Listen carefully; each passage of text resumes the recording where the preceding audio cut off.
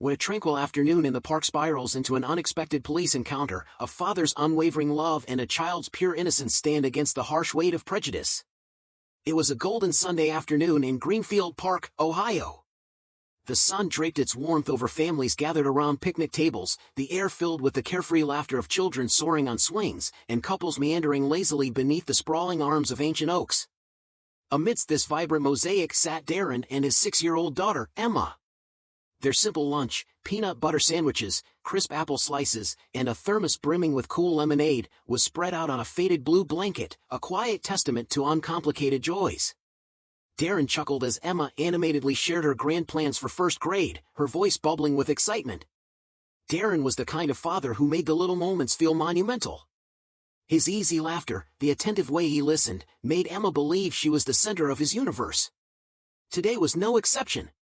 He gently tugged on her tiny braid, his heart swelling as she proudly displayed a wobbly tooth, her bright blue eyes alight with anticipation. Not far from their idyllic bubble, an older woman sat alone on a weathered bench, her gaze fixed on them with an intensity Darren noticed but chose to dismiss. He was accustomed to such stares.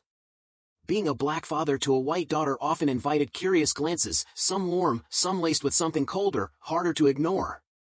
But Darren had long mastered the art of brushing them off, anchoring himself instead in Emma's radiant presence. "Can I go?" Emma's eager voice broke through his thoughts, her small frame already halfway to her feet, eyes locked on the playground. Darren chuckled softly. "Go ahead, but stay where I can see you."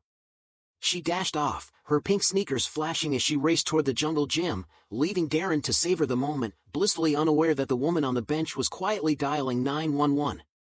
But peace is fragile. Emma's laughter danced across the park as she conquered the jungle gym, her tiny hands gripping the bars, pink sneakers dangling mid-air. Darren watched, his gaze steady, a mixture of pride and the ever-present vigilance that came with fatherhood. His watchful eyes were both a shield and a silent prayer, knowing the world wasn't always kind to families like theirs. The woman ended her hushed call, her lips pressed into a thin, judgmental line as she rose from the bench. Her footsteps were deliberate, her face set with an expression Darren recognized too well, suspicion cloaked in feigned concern. She stopped near the jungle gym, her voice slicing through the ambient chatter. "Excuse me," she called out, her words sharp, aimed directly at Emma. "Where's your mommy?" Emma paused mid-climb, her small hands tightening around the cool metal. "I'm here with my dad," she replied, her innocence wrapped in those simple words, her finger pointing toward Darren. Darren was already on his feet, his steps measured but quick, his brow furrowed as he approached. "Is there a problem?" he asked, his voice calm yet edged with steel. The woman turned, her eyes raking over him with thinly veiled judgment. "I was just checking," she said, her tone dripping with condescension. "You don't look related." Darren exhaled slowly, patience thinning.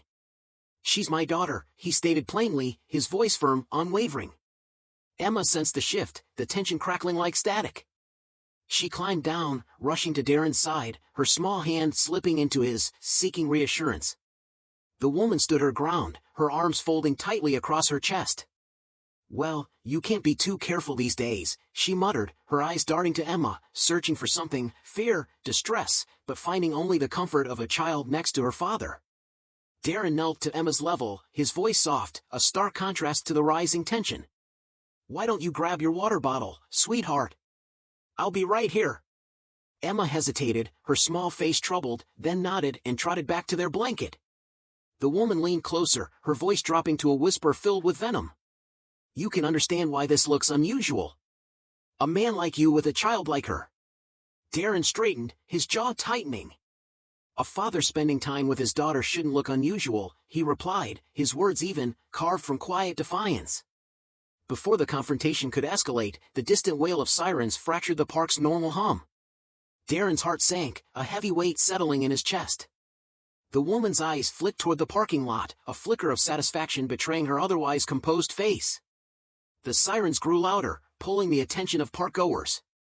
Conversations hushed, parents instinctively drew their children close as two patrol cars rolled to a stop near the playground, red and blue lights casting uneasy reflections across the grass.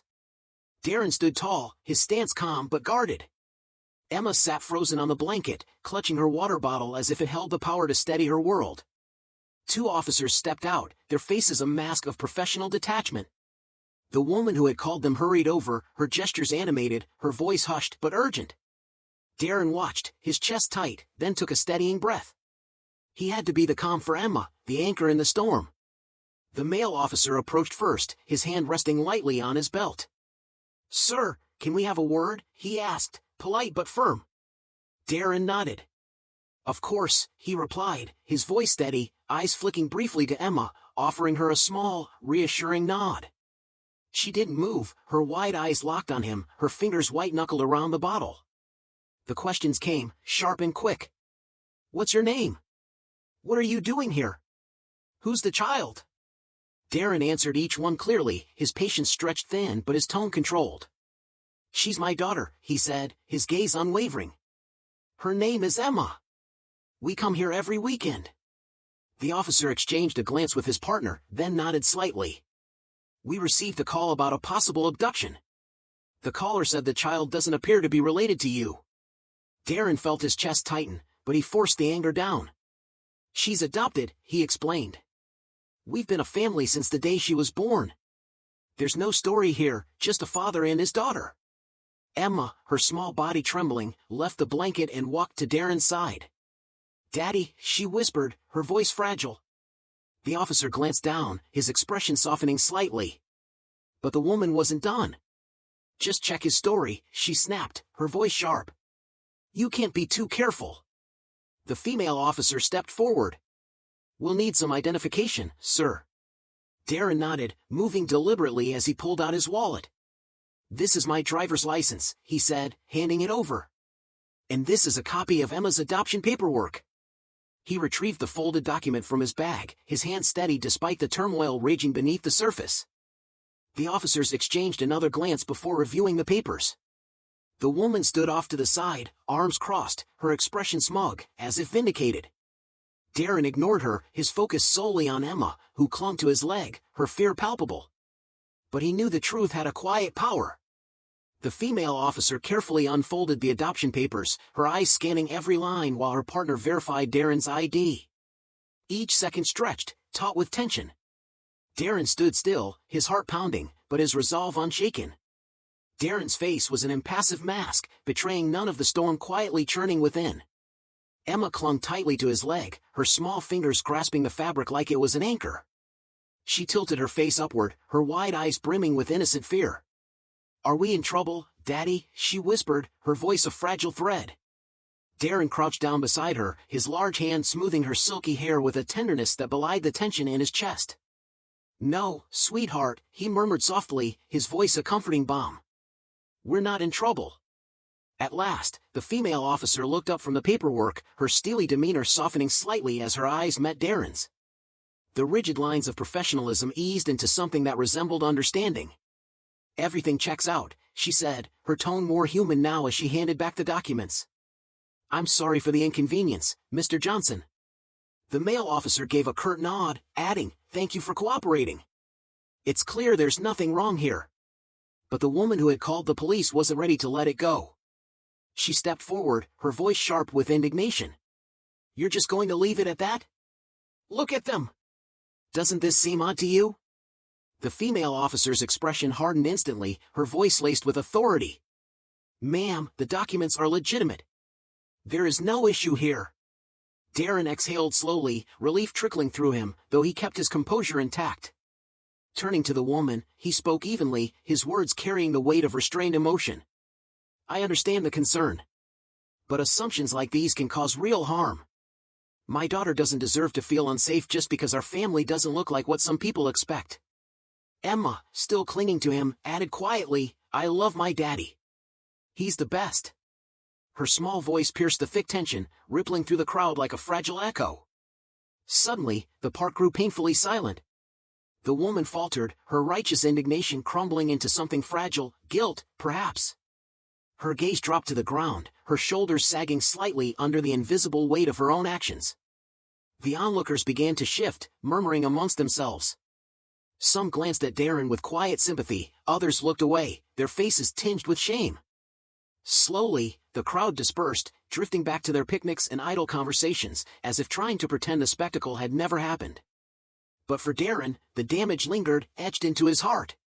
Emma's innocent question, "Are we in trouble?" echoed in his mind, a painful reminder of how fragile their peace truly was. The officers retreated to their patrol cars, the female officer pausing before she left. "I hope you and your daughter have a good rest of your day." Darren gave a small nod, a flicker of gratitude in his eyes. It was a kind gesture, but it couldn't smooth over the emotional scars left behind.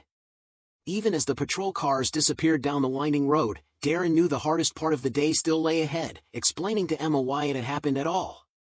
The park's atmosphere had shifted, subtle but undeniable. Conversations resumed, but there was an undercurrent of discomfort, as visible as the dappled sunlight streaming through the trees. People avoided eye contact, their unease hanging in the air. Darren turned to Emma, kneeling to meet her gaze. "Hey, kiddo," he said gently. "You okay?" Emma's big blue eyes met his, filled with questions she didn't yet know how to ask. "Why did that lady think we're not family?" she whispered, her small hands twisting the hem of her shirt. Darren paused, carefully choosing his words. "Sometimes people don't understand things that are different," he explained softly. "But being different doesn't mean something's wrong. We know we're family, and that's what matters." Emma nodded slowly, her young mind trying to process the moment, an experience Darren wished she'd never had to face. A couple sitting on a nearby blanket exchanged hesitant glances before walking over, their young son trailing behind. The man spoke first, awkward but sincere.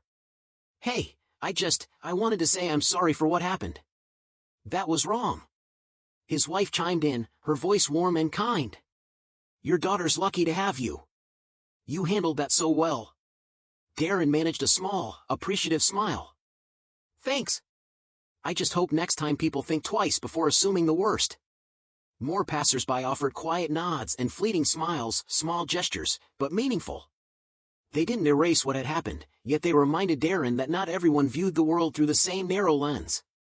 As the crowd thinned, the woman who had made the call remained on the bench, her gaze fixed on her lap, her posture heavy with regret. Darren considered approaching her but decided against it. Her remorse was clear, and any conversation now felt unnecessary. "Daddy," Emma said, tugging gently on his sleeve, "can we go home now?" "Of course, sweetheart," he replied, gathering their things. He placed a protective hand on her small shoulder as they walked toward the car, carrying not just the weight of the day but the quiet strength of their bond. Yet as they left the park behind, Darren made a silent promise to use this painful moment not as fuel for anger, but as a lesson. A lesson for Emma, for himself, and maybe even for others. A lesson about love, resilience, and the power of understanding in the face of ignorance.